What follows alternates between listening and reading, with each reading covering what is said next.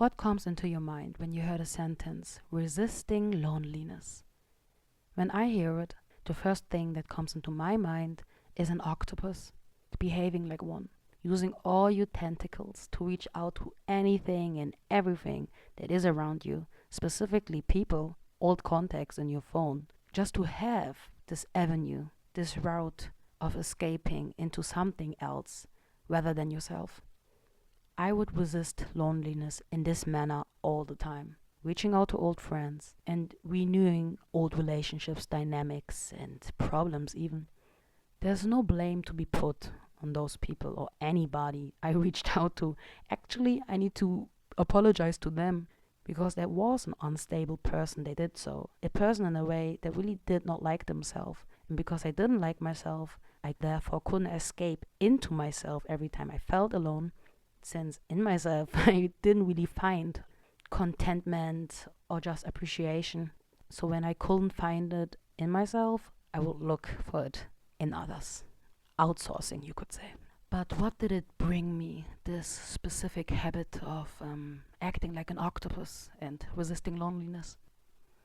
I believe that every time I behaved in that manner, I missed an opportunity to take a moment in order to self-reflect and realize that all I needed in those phases was to take the effort, energy, and time to love myself, to appreciate myself and my being, and kind of find joy in myself as well, enough that I don't need other people or avenues in order to feel comfortable. So for this topic, my goal is to put out another perspective that I think and believe I would have probably benefited, or at least took into my considerations as to why I am alone and how to deal with it. So now what I will do when I feel an inward loneliness is to go over your own type of contentment points. For example, self-love, appreciation, self-worth, respect for yourself. But go over those type of contentment points when you perceive an inward loneliness and see if those are up to date. Are they on their highest level?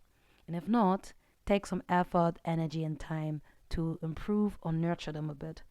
And even if you are in the situation where you feel lonely and you go over your contentment points and everything is up to date, you love yourself, there's respect for yourself, and you feel worthy even without people, there's still an opportunity to be taken in improving or nurturing them on your own specific contentment points even a little bit more. In the worst case scenario, when you feel alone inwards and you go over your own contentment points and you see, well, I have a lack of in every area, that was my case, I don't believe it's a good idea to resist loneliness, act like an octopus, and using all the tentacles you have to distract yourself kind of with external factors instead of focusing on the internal being and your internal character. So to give this video a proper and signature end, I'm gonna ask, what do you think or what comes into your mind when you heard a sentence, resisting loneliness?